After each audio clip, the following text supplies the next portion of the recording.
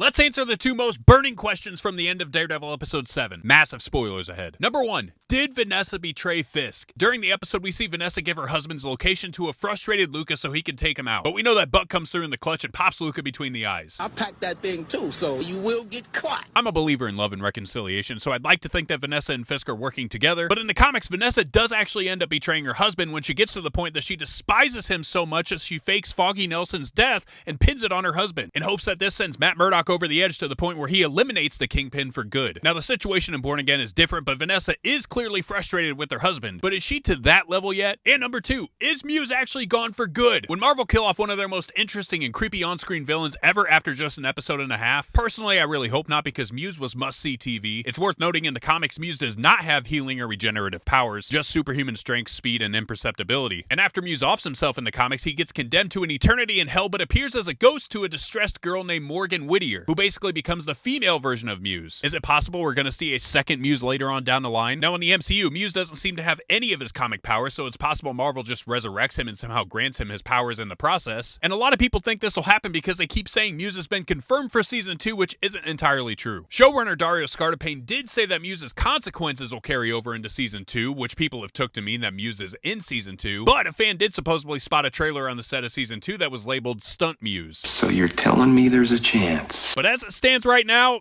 kind of feels like Muse might be a goner.